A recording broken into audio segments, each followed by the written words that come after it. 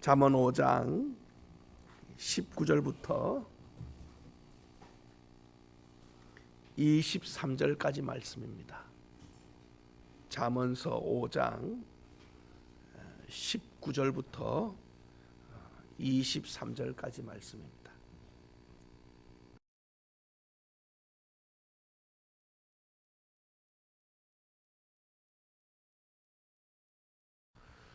어제 이어서 가정의 행복을 지켜라 라는 두 번째 시간을 함께 나누고자 합니다. 어제 우리는 가정이 어떠해야 되느냐에 대해서 주께서 주신 가정의 모습을 봤습니다. 가정은 하나님께 감사가 있어야 되고, 또 가정은 또 서로서로를 아껴주는 소중한 마음이 있어야 되고, 그리고 가정은 일치된 마음, 서로가 마음이 하나 되고, 그리고 가정은 서로서로 사랑의 노래가, 사랑의 고백이 있어야 됩니다. 그리고 마지막으로 가정은 둘 사이에, 부부 사이든 자녀와 부모 사이든 간에 허물과 부끄러움이 없어야 돼. 그래서 둘이 발가벗었으나 부끄러워하지 아니하리라 라는 말씀을 통하여서 허물이 비록 보이더라도 그걸 덮어주면서, 또 감싸주면서, 또 품어주면서, 그래서 그것이 밖으로 새어나가지 않도록 우리가, 이것이 얼마나 중요한지 몰라요. 그래서 항상 우리는 서로를 내가 그럴 수 있다, 우리 여러분과 제가 완전치 못합니다, 언제나 우리는요 부족해요. 그래서 상대방의 실수가 내 실수고, 상대방의 그 연약함이 내 연약함이, 언제나 우리는 항상 격려와 소망과 사랑으로 서로를 품어주시고, 오늘 찬송처럼 서로 아끼는 마음, 얼키설키 그 안에서 주의 나라를 세워가는 축복이 있기를 바랍니다. 이게 가정입니다. 가정. 근데 가정에서부터 벌써 이게 삐그덕거리고 이것이 벌써 튕겨 나가면요, 이 상한 마음을 가지고 회사 가서 평안하겠습니까? 이런 상한 마음을 가지고 나라 일을 하면 나라 일이 잘 되겠습니까? 이런 마음을 가지고 인류의 어떤 공헌을 할 수 있다고요? 아니에요.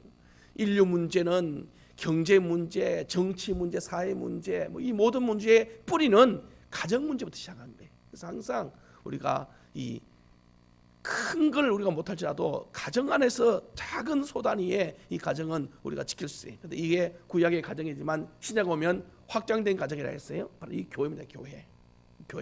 교회가 바로 그대로를 가지고 온 거예요. 왜냐하면 교회는 바로 영적인 가정이기 때문에. 육적인 가정은 여러분의 집이지요. 영적인 가정은 교회입니다. 왜? 여기는 예수님이 신랑이시고 우리가 신부되고요, 하나님이 아버지 되고요, 여러분과 제가 모두가 형제 자매라는 뜻이에요. 여기서도 서로 사랑하고 일치된 마음을 품고 사랑의 노래가 있고, 그리고 서로 소중히 아껴주고, 그리고 허물이 없이 아름답게 만들어가는 것. 그래서 오늘 드디어 19절 말합니다. 그러면은 오늘 우리에게 이 아내라는 존재, 이 여인이라는 존재, 이분은 어떤 사람이냐 할 때 오늘 보면은 사랑스러운 암사슴이라, 아름다운 암노르라. 암사슴과 암노르라는 앞에 사랑이라는 단어가 붙었고 아름다움이라는 단어가 붙어 있어요. 여러분, 초원을 생각해보세요. 초원을 생각해보세요. 초원에는 많은 동물들이 있단 말이에요. 여러 가지 동물들이 있어요. 그 중에는 좀 무서운 맹수도 있고요, 또 아주 약한 곤충류도 있고요.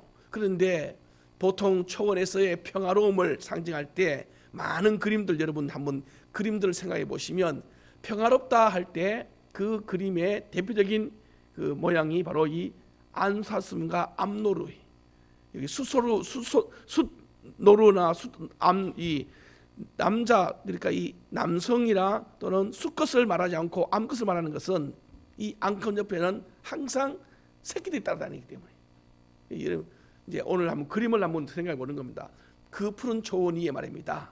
그 초원에 암노루가, 안사슴이 자기 새끼들을 데리고 유유히 풀을 뜯고 있다. 그런 그림이 하나 있다고 생각해 보세요. 얼마나 평화로운가. 그리고 그 아버지 되는 수사슴이나 숫노루가 언덕 위에 서서 맹수들이 오는가 안 오는가를 지켜보고 있고, 그 안에는 바로 이 엄마와 아이들이 평화롭게 한가롭게 그 풀을 뜯고 있는 이 그림 한 장이 행복이라는 단어다. 이게 행복. 지금 오늘 성경이 지금 우리에게 이 그림을 회화적인 모습을 그려준 거예요. 이게 지금 바로 여러분의 가정과 우리의 가정이 또 우리 교회가 이런 아름다운 그림의 모델 되기를 축복합니다.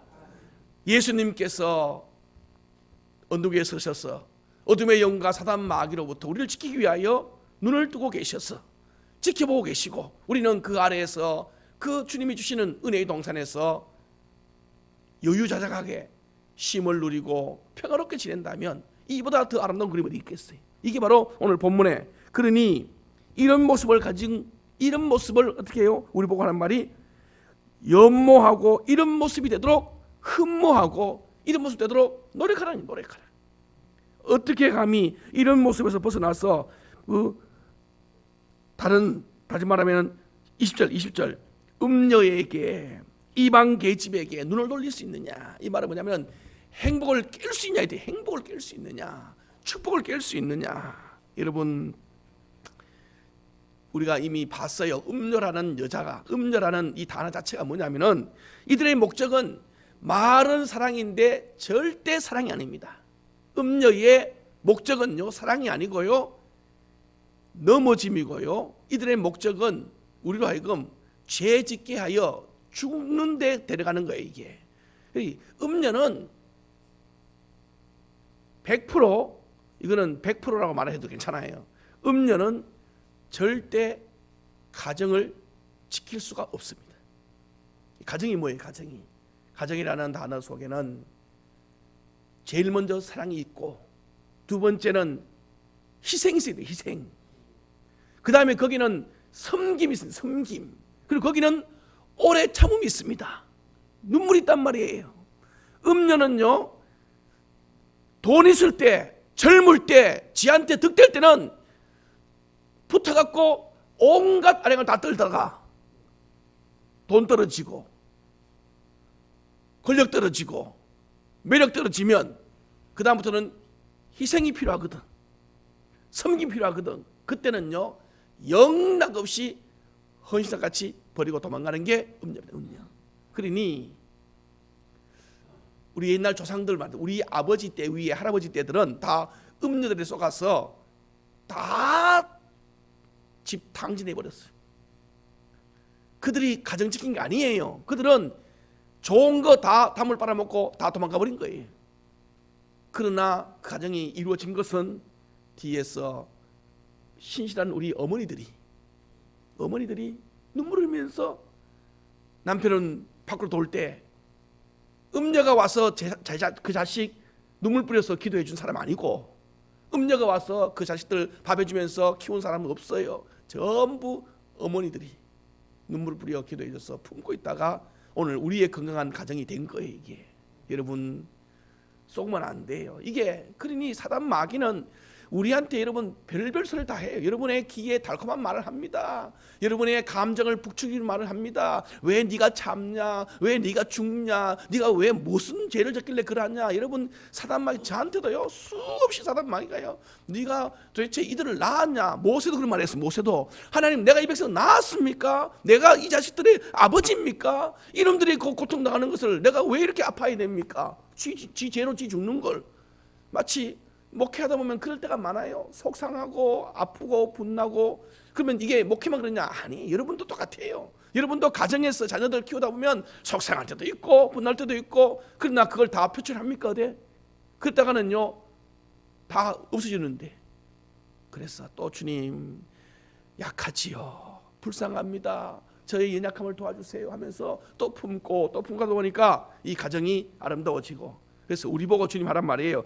20절을 하란 말이지 19절을 하란 말이지 20절을 하지 말란 말이에요. 자, 19절 한번 다시 읽어볼까요? 이런 가정을 지키란 말이에요. 이런 가정. 시작. 그는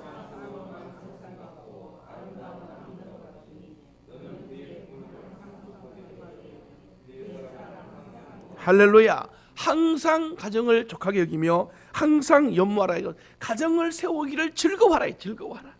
그 대신 21절을 하지 말라는 거예요. 21절 하지 말라. 그런데도 사람들은 왜 20절을 하고 19절을 버리느냐 하면은 오늘 제일 끝에 이유가 나 있기 때문에 다시 한번 볼까요? 이유 23절 24절 그 이유입니다. 이유. 그는 뭘 받지 아니하므로? 여기 훈계는 주의 말씀을 새기지 아니하므로. 지금 계속 우리가 지금 잠언서 우리가 4장까지 5장을 보면서 하나님 하신 말씀 뭔지 아시죠? 들으라 내 아들아, 들으라 내 아들아, 어미의 말에 청종하고 아버지 말을 지켜라 내 아들아, 가슴에 새겨라. 지금 계속 지금 우리 듣고 새기고 순종하란 말이에요. 그런데 이들이 거꾸로 사는 이유는 듣지 아니하여. 그래서 결론은 듣지 않으면 오늘 굉장히 좀 극단적으로 말씀하십니다. 그로 말미암아 어떻게 되겠다 해요? 여러분 죽겠대요. 오늘 굉장히 주님이 강한 어도를 하는 거예요. 음녀한테 걸리면 여러분 오늘 성경으로 표현하면 죽습니다. 죽는다는 말이 그냥 뭐 생명이 끝난다 이게 아니라 행복이 끝이라는 뜻이 행복 끝. 행복 끝입니다. 이제. 음녀한테 걸린 사람 치고 행복한 사람 누가 봤습니까 여러분? 여러분 없어요. 그리고요 우리의 꿈이 끝이에요. 꿈. 그 자녀들의 미래가 끝입니다. 이게 죽겠다는 거예요. 그런데도 이 죽는 이 일을요 못 벗어나는 겁니다. 계속 보십시오. 어떻게 하느냐? 심히 미련하되, 심히 그냥 그 정도 미련한 게 아니라 심히 미련하되. 여러분 이 미련함이라는 단어가 이게 우리 인간에게 참 적절한 단어 같아요. 저는 얼마나 우리가 미련하다 하면은 잠언 27장 22절 보면은 우리 미련함이 아주 강하게 표현되고 있는 구절이 하나 나와요. 한번 찾아볼래요? 잠언 27장 22절 찾아보십시오. 우리가 얼마나 미련함에 대한 것인지 미련함을 강조해준 아주 멋진 우리의 본 모습을 볼 수 있는 하나님의 말씀이 한 구절이 있습니다. 저는 이 말씀 볼 때마다 나의 미련함을 생각합니다. 한번 찾아봅시다. 잠언 27장 22절인데 시작.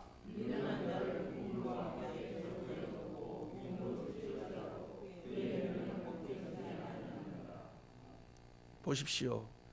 곡식 속에 절구 넣고 같이 찌어요. 미련한 우리도 넣고 곡식도 넣는단 말이에요. 그리고 공이로 찌어요. 절구 방아로 찐다는 뜻이에요. 그러면은 곡식은 껍질 다 벗겨진다고요. 맞습니까? 맞습니까? 다 벗겨져요. 곡식은. 그런데도 우리 우리는 알알이 얻어 터지면서도 안 벗겨져요.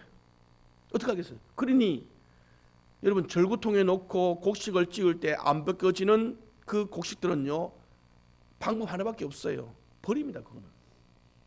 벗겨진 것들은 모아다가 떡도 만들어 먹고 밥도 만들어 먹고 그거는요 밥상으로 갔어요. 행복을 만드는 재료가 되지만은 벗겨지지 않는 껍질들은요 그거는요 한 가지밖에 없어요.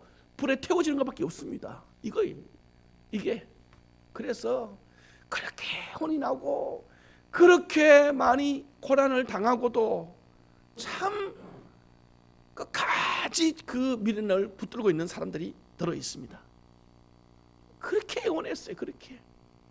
여러분도 아마 애원할 겁니다. 여러분 주변에 혹시 그런 사람이 있으면 애원할 거예요. 제발 그러면 안 된다고. 그렇게. 그래도 어쩔 수 없어요. 그래서 우리가 이런 생각을 해보는 겁니다. 주님, 더 아프기 전에 돌아오게 하옵소서. 이 기도가 절로 나오는 이유는 바로 이 우리의 미련함 때문에 이것들이.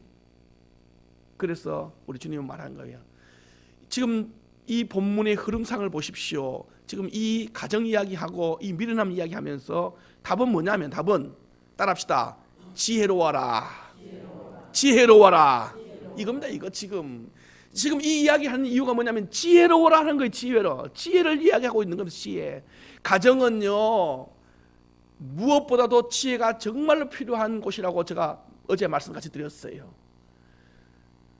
대화가 되지 아니하고 서로 남이고 서로 모르는 사람이고 그런 사람들이 가정에 모였단 말이에요. 그러니 특별히 부부 생뚱맞게 다른 데 살다가 말이면 둘이 하나 됐단 말이에요. 그러니 하나 맞춰지는 것이 30년 50년 지나도 안 맞춰지는 것이 많아요. 이게 왜? 어릴 때 그 습관과 습성과 가치관이요 사람 쉽게 안 변합니다. 이게. 그러니 날마다 안 맞는 걸 맞춰가야 되고 그렇다고 포기할 수 없는 게 가정을 포기할 수 없으니까 말이에요. 아예 남 같으면 안 보면 그만이지만은 봐야 된다는 상황이에요. 여기서는.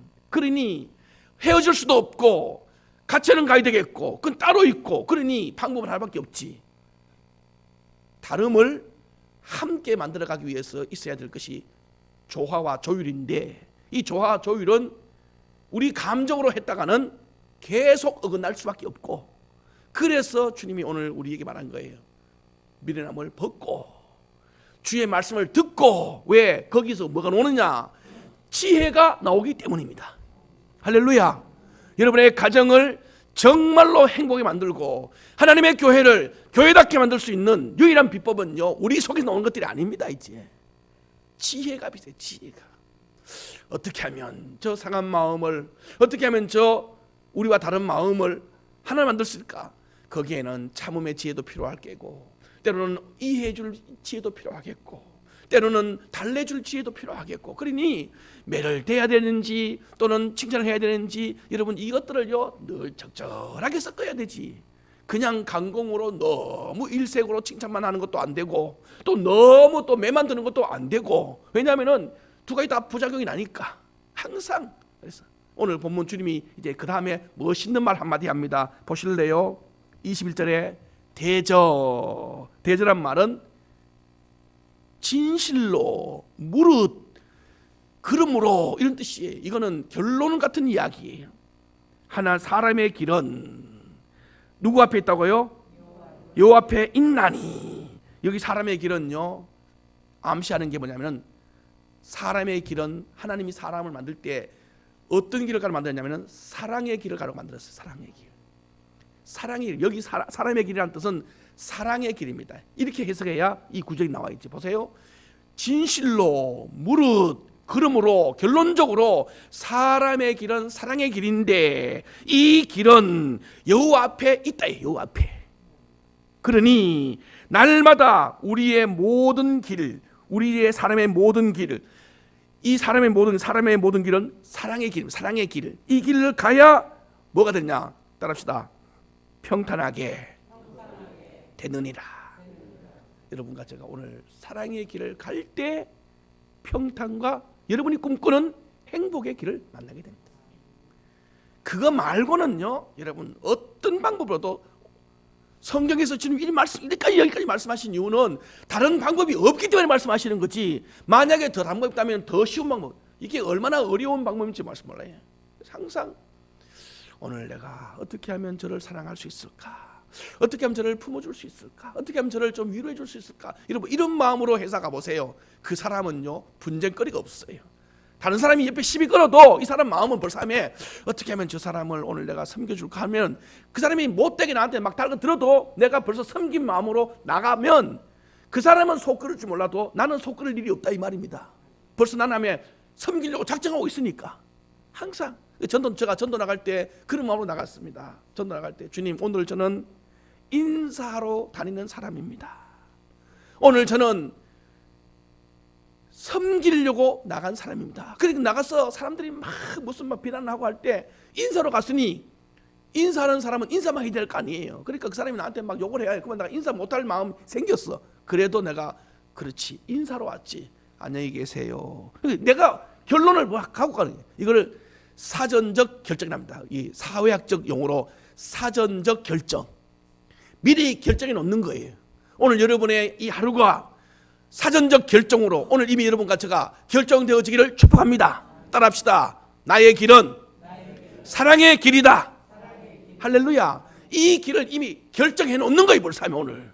그리고 이 결정해 놓은 길을 주님의 지혜와 말씀과 능력을 따라서 내게 의지가 약하고 나는 결심해도 넘어지기 쉽사오니 주여 도와주옵소서 하면서 여러분 성령을 의지하면서 이 길을 가는 거예요.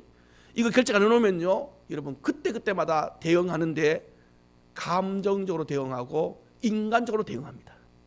그러니 대책 없이 있다가 뭐가 훅 날라오면 갑자기 본능으로 해보세요. 인간의 본능은 언제나 죄와 깊숙이 연결되어 있는 것들이 나와요. 그러니 대번 한다는 말이 대본 화가 나오는 거야. 화가. 그러면서 저것이 저럴 수 있는가 시작해서 별말 다 나오는 거예요. 우리가 이게 우리입니다. 우리. 그래 잊지 마십시오. 여러분과 저의 길은요 사랑의 길이고요, 이 길은 하나님 앞에 있어요. 그러니 언제나 여러분 오늘 갈 때 하나님을 생각하면서 가야 된다. 하나님 생각하면서 주여 오늘 내가 주의 길 가는데 어떻게 가야 될지, 오늘 어제처럼 살아도 오늘은 처음 사는 시간입니다. 여러분이요, 우리는 날마다 매일 처음 가는 길을 가는 거예요. 물론 어제처럼 회사 똑같이 가고 어제 가는 코스 길로 가고 어제같이 시간 맞춰도요, 어제와 오늘은 상황이 전혀 달라요. 오늘은 처음입니다. 처음. 아무도 오늘 미리 사본 사람이 없어요. 그러나 우리의 미래를 이미 아시는 주님은 이미 아시니 먼저 간 자의 길을 따라가는 것은 곧 내게 평안의 길이 된 줄로 믿습니다. 이거예요. 그러니 우리가 이 사랑의 길을 가는데 얼마나 많은 장애가 있겠냐고요. 우리의 사랑을 못하게 하는 방법들이 사단 마귀는 다 알고 있단 말이에요. 사랑이라는 단어를 가지고 우리가 행할 때 말이에요, 우리는 세 가지의 사랑을 늘 이렇게 염두에 둡니다. 첫 번째는 받기만 하는 사랑이 있어요. 받기만 하는 사랑. 이건 아주 그냥 어린아이 같은 사랑이에요. 달라고 해, 달라고 하면 날 위로해 달라, 날 달라, 나한테 맞춰라. 계속 이런, 이것도 어느 정도만 어릴 때 정도는 봐줘요. 어릴 때 당연히 봐주지. 요즘 우리 시온이 같을 때는요, 그저 울어요. 울면 엄마가 아빠 다 해줘요. 우는 것으로 다 통일 다 돼버려요. 배고파도 울고 뭐 응가해도 울고, 그리고 아파도 울고 자만해도 울고 힘들어도 울고 재미없어도 울고, 하여간 우는 것으로. 그러면 엄마 아빠는 오냐오냐 다 해주는 거예요. 이것도 한때입니다. 그때도 있어야 돼요. 그러나 이걸 지나야 돼요. 또한 사랑에 우리가 하는 사랑 중에 한 가지가 뭐냐면은 받은 만큼 주는 사랑이 있어요. 받은 만큼 주는 사랑. 이것만 해도 사실은요 큰 사랑이에요. 근데 우리는 솔직히 말해서 받은 만큼 주냐? 대부분은 받은 만큼 못 줘요. 내가 받으면 그게 반도 못 줘요. 받은 만큼만 줘도 정말 대단한 사랑입니다, 이게. 근데 주님은 여기서 멈추지 말아야 해요. 따라합시다. 주는 사랑을 하라. 주는 사랑, 주는 사랑. 이게 사람의 진짜 길이에요. 그래서 끝없이 주는 사랑을 하는 거예요. 이게 예수님께서 우리에게 허락하시는 은혜입니다, 은혜. 그런데 우리는 이런 주의 길을 가면서, 사람의 길을 가면서, 이런 사람의 길 속에 사랑이 본질인데, 이 본질을 우리는요 얼마나 어리석게 하느냐 하면은 받기만 하는 사랑으로 살기를 원해요. 그 다 받으려면 해보세요. 누가 주는가? 아니, 여도 받기도 여기도 받기도. 근데 우리가 한계가 있지. 우리가 줄 것이 한계가 있는데, 아니 넉넉하면 다 주지요. 그런데 우리는요 언제나 취사 선택해서 줘야 되고, 없으니까 말이에요. 꼭 필요할 때 줘야 된단 말이에요. 그러니 전부 사실은 받을 생각만 하고 있다면 거기 가정은요, 그 가정은 불불이 터집니다. 이제 중심이 없어져요. 교회도 마찬가지입니다. 주려고 하면, 여러분이요 주일날 여러분들은 그냥 교회 오지만 어떤 이는요 그 주일날 여러분과 저에게 밥을 준비하기 위해서 토요일부터, 아니 토요일이 뭡니까? 수요일부터 화요일부터 뭘 준비해야 될지 시작해서 준비하는 자들이 있어요. 이게 바로 주는 사랑들이에요. 여기 때문에 우리가 주일날 왔을 때 나는 그냥 1시간 참석했지만 그 1시간 안에 아름답게 모든 세팅이 다 돼 있는 거예요. 여러분과 제가 주일 뭐 식사만 그렇습니까? 교회도 마찬가지, 청소도 마찬가지, 섬기도 마찬가지. 다 여러분 성가전 맞아. 미리 한 주간 전부터 뭘 준비하잖아요. 이게 준비되는 자, 주는 사람들이 이게 참다. 저도 준비된 마음으로 다 받으려고 하지 말고 주려고 해보세요. 그러면요 서로 필요한 것이 보입니다. 이제 교회 와서 저희 아버님 어머니 나이가 연세가 많으신데 저희 부모님에게 제가 늘 하는 말이에요. 교회 가거든 받으려고 하지 말고 주려고 하십시오. 자꾸 하나라도 뭐라도 내놓으려고. 저희 부모님들은 어린 그 연세가 드신 분들이라 습성 중에 한 가지가 밖에 나가면 항상 하는 말이에요. 밖에 나가는 나무 작대기라도 하나 들고 들어온나. 항상 얘기했어요. 집에 들어올 때는 빈손으로는 절대로 오지 말라는 거예요. 심지어 나무 작대기를 하나 들고 오면은 불쏘시개로 보태니까. 이게 어른들이었어. 그러니까 얼마나 이분들은요 이 절약 정신이 강한지 몰라요. 이게 어른들이었습니다. 그래서 제가 아버님한테, 그러니 이런 분에게 교회 가서 내놓으십시오 하니 되나? 이게 어디에 내놓을 게 아니고 교회에서 뭐 받아오려고 생각하고 있으니까. 예, 요번에 우리 교회에서 시골에는 이제 무슨 행사하고 하면 뭐 떡을 좀 말고 국을 많이 끓이잖아요. 그러면은 우리 교회처럼 이렇게 하면 좀 나눠주잖아요. 그러면 저희 아버님이 떡을 한 개 얻었는데 옆에 보니까 장로님 2개 가지고 간단 말이에요. 그러면 서 있어 여기에. 서 있었는데 왜 안 가냐고, 어르신 왜 안 갑니까 하면서 말을 못하고 하고 있으면은 아니 저 젊은 장로님은 2개 가지고 가는데 나이 든 나는 1개밖에 안 주니 나도 집에 애들이 있으니 나도 2개 가지고 가야 되겠다 이 뜻이에요. 그러니까 애매하다가 안 주니까 교회 다음 주 갈까 안 갈까? 믿음이 이만큼 약하다고 이만큼.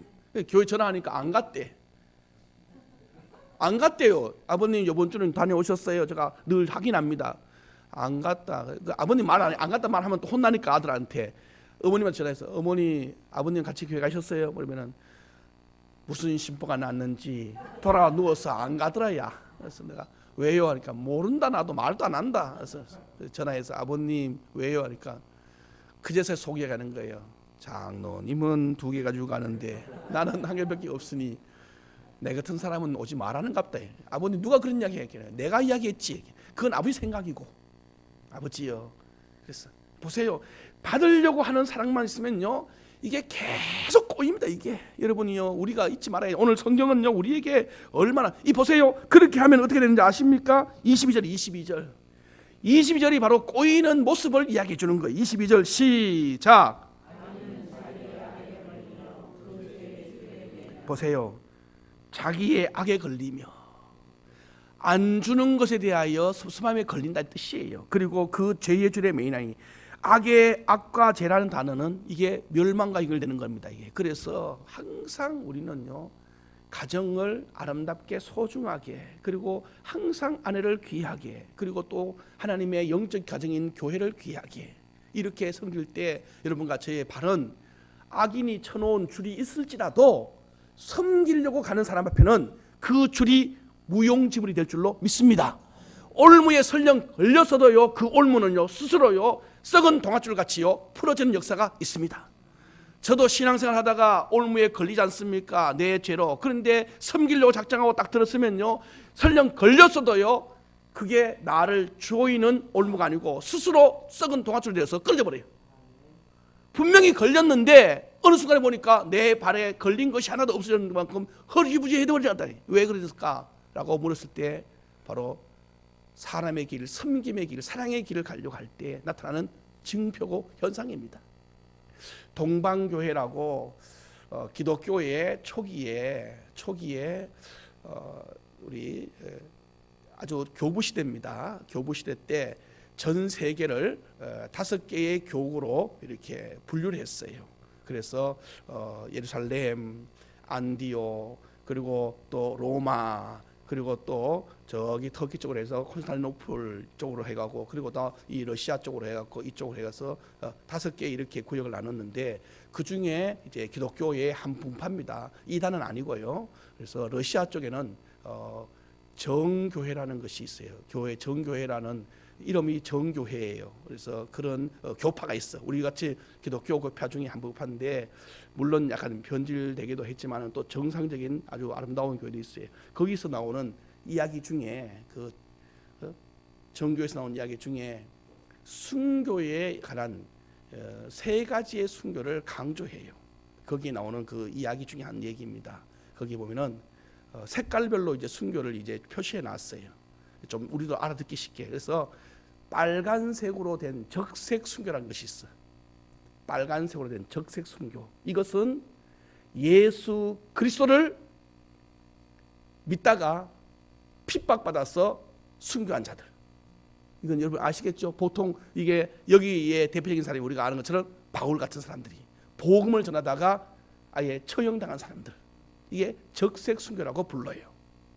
그 다음에 이 녹색 순교라고 있어요. 녹색 순교. 녹색된 순교, 녹색으로 된 순교, 녹색 순교라고 이름만 붙여준 거예요. 설명을 쉽게 하기 위해서. 녹색 순교는 뭐냐면은 삶을 사는 중에 의인의 삶을 살면서 믿음의 삶을 살면 반드시 따라오는 게 뭐냐면 고난입니다. 고난. 여러분이 성령대로 오늘 살아보려고 한번 해보십시오. 반드시 고난이 올 수밖에 없어요. 남들 다 속이는데 정직하자면은요 손해봐야 되거든. 그게 다른 사람들은 다 거짓말하는데 내 혼자 바른 말하면요 거짓말하는 사람들은 위기를 모면하지만 바르게 말하는 나는 책임을 져야 되거든. 거기에. 그러니 의를 위하여 핍박을 받는 모습이 바로 녹색 순교예요. 정직하게 하며 이 땅에서 그러니까 장사하는 사람들이 정직하게 팔면요 돈 못 버는 거예요. 이것도 고난입니다. 고난. 근데 돈 못 버느냐? 아니, 주님이 더 아름답게 만들어 주십니다. 이게. 근데 이거는 시간이 좀 가야 돼. 그 사이에 의인은 고난이 많으니라. 그래서 삶의 순교라고 해요. 이걸 녹색 순교. 저는 오늘날 우리 교회가 필요한 게 바로 그리스도인으로서 필요한 게 이 녹색 순교입니다. 녹색 순교. 오늘 여러분 세상에 나갔을 때 삶으로 주님의 이름을 드러내기를 축복합니다. 거기에 다니엘 같이 그리고 요셉 같이 환난이 올 때마다 여러분 믿음으로 피하시는 지혜가 있기를 축복합니다. 세 번째 순교가 바로 제가 가정과 연결된 순교이기 때문에 제가 말씀드리는 거예요. 세 번째가 백색 순교라고 했어요. 백색 순교. 이건 뭐냐 하면은 어머니들의 헌신입니다. 이게. 가정을 세우기 위하여 만나는 고난들. 이걸 백색. 그래서 이 적색 순교, 녹색 순교, 백색 순교라는 이야기를 붙이는데 제가 한번 생각해 봤어요. 그 옛날 초대교회, 초대 교부들의 그 삶 속에서 왜 가정을 세우는 걸 순교라는 이름으로 붙였을까? 이 말은 가정 세우기가 그만큼 어렵다는 것을 얘기하는 거예요. 가정 세우는 것이 그만큼 어렵습니다. 여러분 자녀들을 아름답게 믿음 안에 잘 키운다는 것이 그만큼 어렵고 부부가 서로 한 마음 돼서 평생 사랑한다는 것이 그만큼 인내하고 참아야 되니까 어렵고 그리고 여러분의 그 재성들을 다스리면서 주의 지혜로 가정을 조화롭게 만드는 것이 어렵다는 것을 의미하는 거예요. 그럼에도 불구하고 우리는요 이런 순교를 통하여서 따릅시다. 순교는 아름다운 열매를 맺습니다. 이름에도 불구하고 순교를 통하여서는 아름다운 열매가 나요. 가정의 이 백색 순교를 통하여서 여러분의 자녀들이 귀하게 믿음 안에서 이 땅과 이 민족 위에 그리고 하늘나라에서 상급이 넘칠 줄로 믿습니다. 이제는 이게 말씀을 맺습니다. 오늘 우리는 가정 생활이나 교회 생활은 영적인 생활입니다. 이것은 어떻게 보냐? 먼저 사랑의 길로 푸시기를 축복하고 십자가의 사랑으로 품으시기를 바랍니다. 그리고 이것을 하기 위해서는 여러분과 제가 항상 주님의 말씀을 기억해야 되는 거예요. 오늘 마지막 23절이 주의 말씀을 듣지 아니하였기 때문에 말씀을 경홀히 여기기 때문에 그들에게 이런 일들이 총적으로 출현한 거예요. 이게. 그러니 우리가 얼마나 말씀이 우리를 새롭게 한다는 것을 다시 한번 깨닫게 돼요. 오늘 잠언서는 솔로몬은요 이 구절을 쓸 때 어떤 모습이었는지 모르겠습니다만은 솔로몬은 아마 자기 가정이 많이 무너졌고 자기가 가정을 다스리지 못하는 것에 대하여 많이 아파했을 겁니다. 왜냐하면 솔로몬의 가정이 그렇게 쉬운 가정이 아니었어요. 그러면서 그는 깨달았겠죠. 내가 왜 이렇게까지 왔느냐. 그는 알았겠죠. 하나님의 말씀을 떠났기 때문에 하나님의 말씀의 지혜를 받지 못했기 때문에 내가 미련함을 벗지 못했기 때문에 여기까지 왔다는 것을 깨닫고 그는 우리 후손들에게 하는 말이에요. 제발 부탁을 오니 다시 한 번 더 보십시다. 23절 악에 걸리지 말고 죄의 줄에 매이지 않도록 하기 위해서는 어떻게 되느냐 따라합시다. 하나님의 훈계를 날마다 받읍시다. 할렐루야. 주의 훈계를 받지 아니하기 때문에 이렇게 하는 것이 됐으니 이제 거꾸로 주의 말씀의 훈계를 날마다 받으면 우리는 여기에 비극한 이런 비극이 없고 행복한 결말을 보게 될 줄로 믿습니다. 그 멋있는 가정 오늘도 여러분이 이루어내시기를 축복합니다.